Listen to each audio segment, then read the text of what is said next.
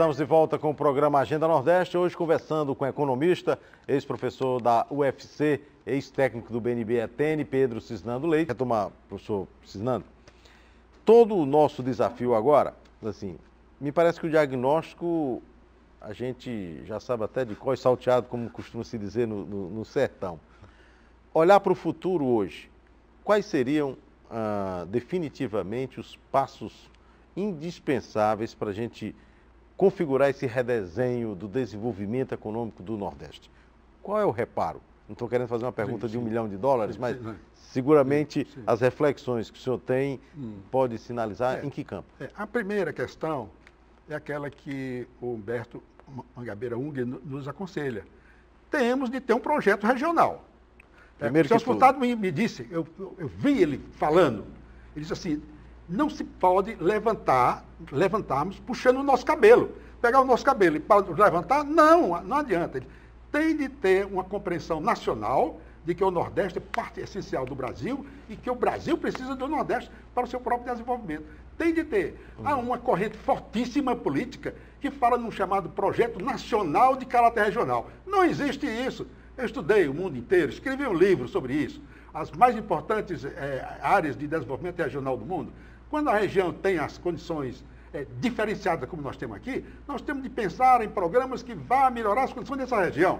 Não quer seja a participação da renda em outras, mas na tecnologia, na educação, né, no conhecimento, na organização, na exportação, a capacidade própria da região. Então, temos de ter, o país precisa ter essa compreensão, que o Nordeste é uma região importante e que precisa se desenvolver.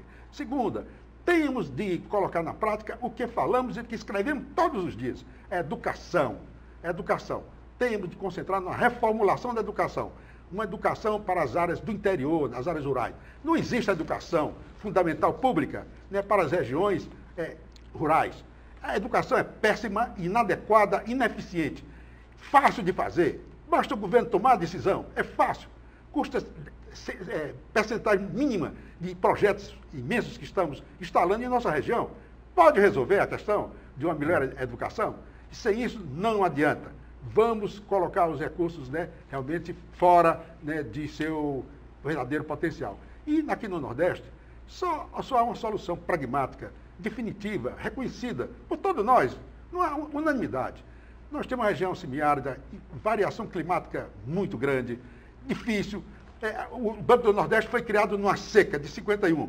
Agora, falando lá no Banco do Nordeste, mencionei isso. Né? O banco foi criado numa seca. Estamos numa seca agora, novamente. 12 milhões de pessoas afetadas pela seca, sem saber o que fazer. Ganhando Bolsa Família, Bolsa Renda, Bolsa Estiagem, Bolsa Alimentação, porque não resolvemos o problema. Então, uma das soluções é a irrigação racional, bem conduzida. A irrigação no Brasil não tem sido adequadamente conduzida. Tivemos um ministério que se extinguiram.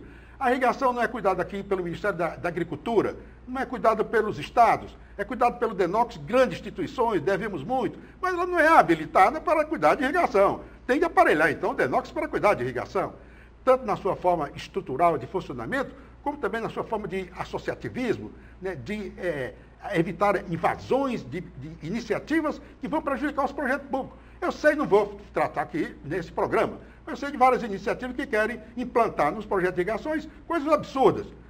Pastoreio rotativo, mamona, reflorestamento, absurdo, isso é crime. Isso é um crime com relação a uma região como essa, que tem pouca água, poucos solos. Temos de fazer uma irrigação realmente séria, né, voltada para os interesses da comunidade, irrigação pública. Qualquer outro projeto de irrigação pode ser feito no setor privado, né, nas áreas privadas, mas não nos projetos públicos. Então, eu acho que se nós pudéssemos, nos próximos anos, nos organizar no sentido de convencer o governo de que nós precisamos ter um planejamento adequado, precisa o planejamento central da União Soviética, não é isso não. É uma organização mínima das coisas que devemos fazer, é uma combinação entre os estados, dos projetos regionais, que são importantes, onde ele deve estar. Não fazer cada projeto em cada estado, eles vão se autodestruir, é dinheiro perdido. Tem que ser realmente um projeto como se fez, como se faz em toda parte do mundo. Então, uma certa concordância, né, de desenvolvimento regional e nos estados. Né? Eu sei que o Ceará tem sido pioneiro nesse particular, mas deve fazer mais. precisa fazer mais, porque a desigualdade realmente aqui no Ceará são muito grandes. E eu creio que este programa pode dar uma grande contribuição na retomada, né, dessas discussões a respeito de um novo Nordeste desenvolvido, né, para o seu povo, não só para algumas pessoas. Cisnando, o senhor trouxe aqui para a gente dar uma indicação para o nosso telespectador que queira se aprofundar um pouco mais na temática, um livro intitulado Desenvolvimento Agrícola, Industrialização e Pobreza Rural no Nordeste.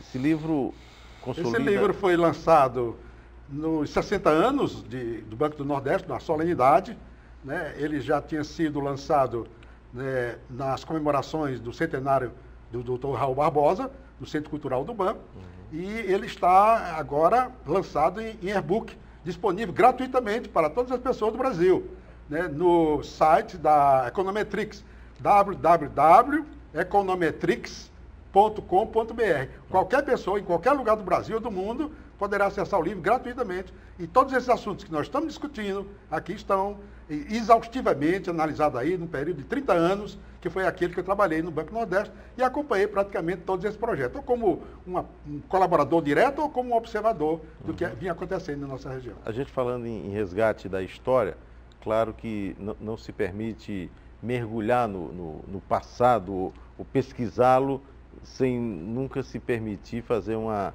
aplicação real dos ensinamentos para o futuro. O senhor tira que lição de tudo que a gente pensou, trabalhou até agora? Arnoldo Toynbee, um dos maiores historiadores da humanidade, diz: nós temos de conhecer a história, ou correremos o risco de repeti-la, e às vezes com drásticas consequências. As pessoas precisam estudar, ler a respeito das experiências que nós realizamos, tentamos nos últimos, pelo menos, 60 anos. E não cometer os mesmos erros que estamos cometendo. O governo federal está cometendo os mesmos erros, centrando no crescimento econômico, chamando de desenvolvimento econômico, né? Estão concentrando em grandes empresas, sem dar a ênfase necessária à empresa média e pequena, como a Terceira Itália, por exemplo, fez, né, numa revolução, né, e realmente tirando uma lição, né, do que o crédito, por exemplo, pode fazer. E até na reunião com o Banco Nordeste, eu falei publicamente dizendo o seguinte: dada essa situação, Moacir, o Banco do Nordeste precisa reassumir o papel dele. Não temos mais aquelas organizações estaduais. A SUDENE agora é outra função. O banco precisa retomar aquela posição de liderança, de capacitação, né, e de orientação do desenvolvimento econômico, que é a única instituição, né, que tem acumulado experiência e conhecimento para agora assumir um novo papel no desenvolvimento econômico do Nordeste. Essa é a minha mensagem. Eu acho que pela riqueza do tema e pelo tamanho do desafio, a gente fica obrigado a voltar a essa temática em programas futuros. Desde já eu queria agradecer e convidá-los a voltar no futuro aqui no programa Agenda Nordeste. Obrigado, professor Pedro Cisnando. Obrigado, professor. Esta edição do programa Agenda Nordeste fica por aqui. A gente se vê na próxima semana. Até lá.